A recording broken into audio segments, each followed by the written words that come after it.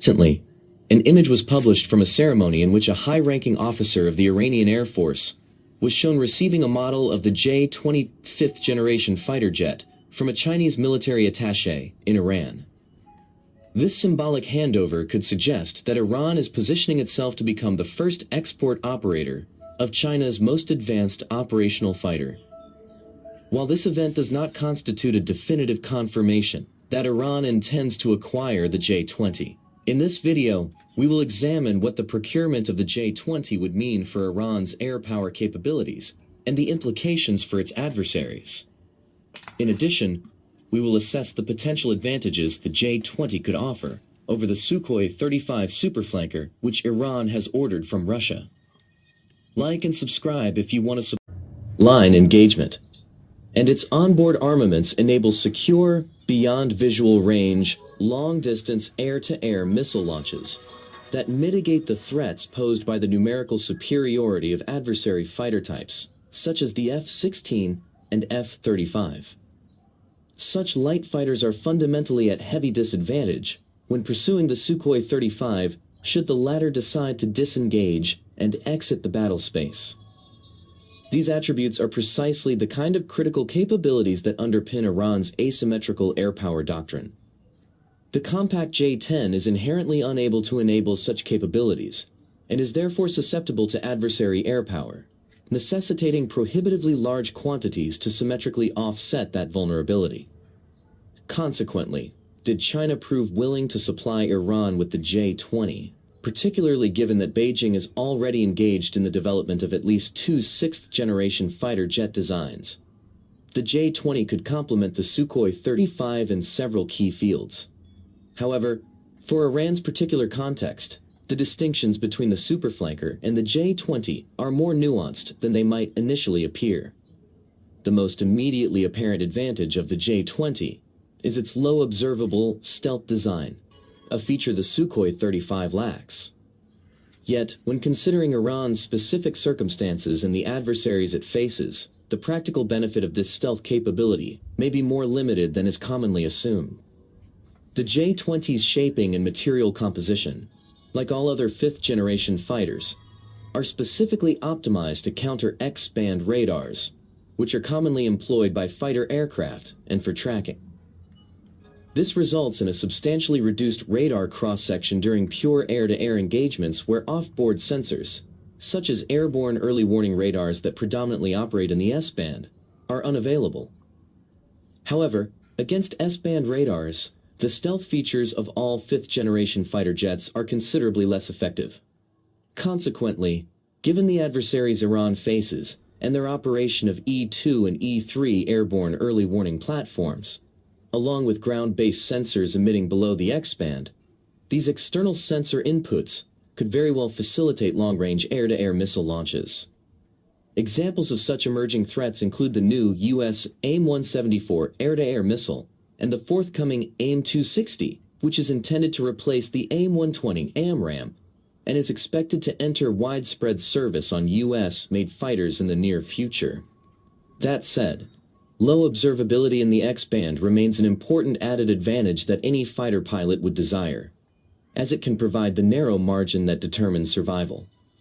For Iran, however, this stealth advantage may be of very low importance in scenarios requiring J-20 missions over Iraq or Syria, hostile airspaces dominated by key adversaries such as the United States.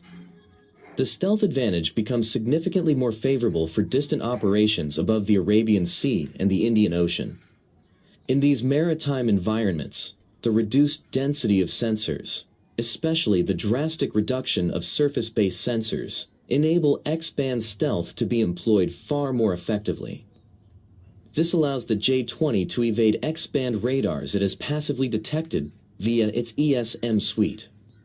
As oceans increasingly emerge as critical future battle spaces, driven by the proliferation of area denial and anti-access weaponry across the militaries of major powers, the ability to leverage the J-20's stealth advantage in maritime operations could constitute a key factor in Iran's potential decision to pursue the J-20, rather than acquiring additional Sukhoi 35 superflankers. Beyond these widely recognized attributes of the J-20, There exist other, far less discussed aspects, and deep dive defense stands as one of the rare sources that addresses them. To make it short, the J-20 is a kinematic monster, engineered for persistent supersonic supercruise over the oceans of the Indo-Pacific region. Range and speed constituted the driving design parameters for this aircraft, and when compared with other fifth-generation designs, such as the United States Air Force's F-22 Raptor, it becomes readily apparent that the J-20's larger airframe accommodates substantially greater fuel reserves, resulting in a significant kinematic advantage. The propulsion technologies of the now more than 2-decade-old F-22 may still surpass those of the Chinese WS-15 engines, or its predecessor, the WS-10C, which might be fitted on export variants of the J-20.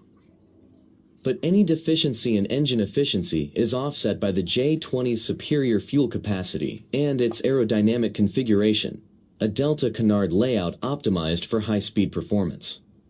However, should Iran be permitted to equip its potential J-20 with the newest WS-15 engine variant, its propulsion technology could approach the levels of the F-119 powering the F-22 from the early 2000s. Armed with this advanced propulsion, and its inherently high kinematic performance, the heavy J-20, much like the Sukhoi 35, constitutes an outstanding high-altitude fighter, a decisive metric in modern air-to-air warfare.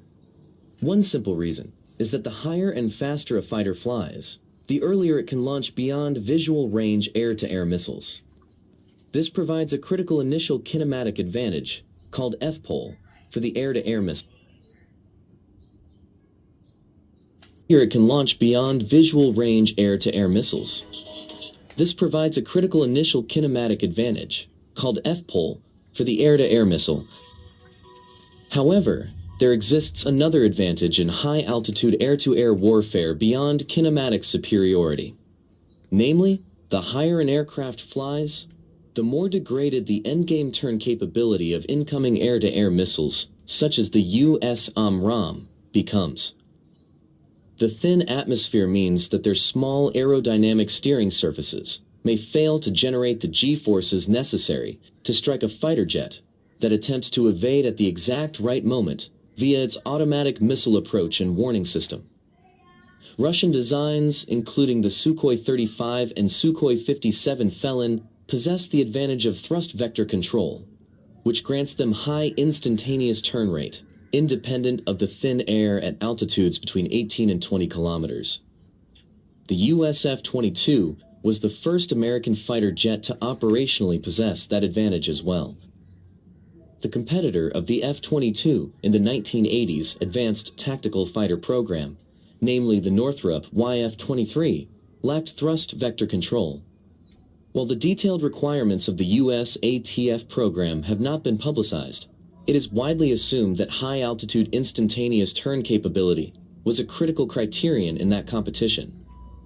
It is believed that the YF-23 solved this challenge by employing large aerodynamic control surfaces, specifically its all-moving vertical tail fins of unusually large size. Would these surfaces, synchronized with all other flight control surfaces, automatically steered the aircraft into an evasive direction, its turning performance in thin air might have matched that of the F-22 equipped with thrust vectoring nozzles.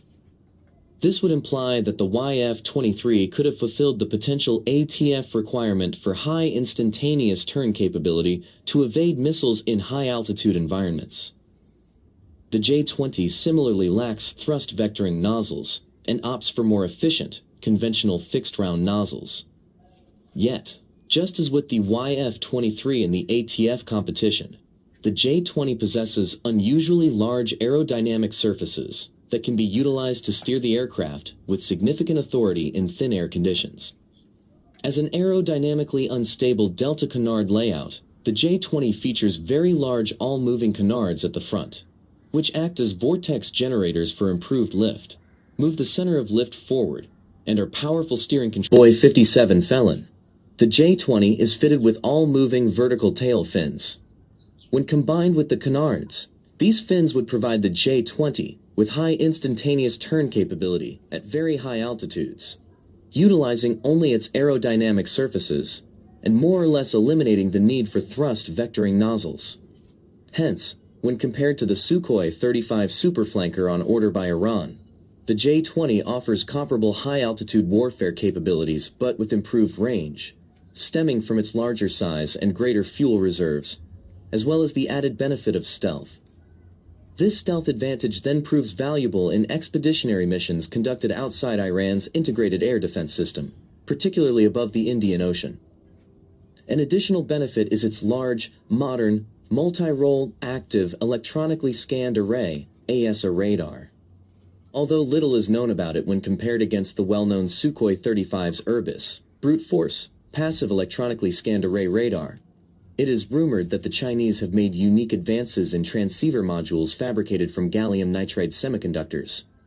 Furthermore, the J-20 offers the option of a twin-seat variant, which the Sukhoi 35 does not provide. The twin-seat J-20S variant would enable the second pilot to utilize the powerful, multi-role AESA radar, has long-range data link to coordinate with forward-deployed drones, a crucial advantage in future warfare scenarios where satellite communication could be degraded or altogether unavailable. Iran is certainly working on different loyal wingman-type drones, with public projects like the Ghair F-313. One critical consideration for Iran when acquiring new aircraft platforms is its capacity to produce the essential spare parts required for their sustained maintenance. In the case of the Sukhoi 35 superflanker, Iran has an ongoing project on the Soviet-origin AL-31 engine design for the production of an indigenous variant. This existing industrial base could be adapted to manufacture critical hot section engine components, such as turbine blades, provided the Russian side agrees to supply the technical documentation for the AL-41 engine. Quite intriguingly, a parallel situation exists with the J-20's WS-10 and WS-15 engines. These power plants trace the origins of their engine core to the Franco-American CFM56 engine. Notably, beside them in China, the only other country in the world that produces components for the CFM56 engine core is Iran. This creates a circumstance identical to that of the superflanker's engines.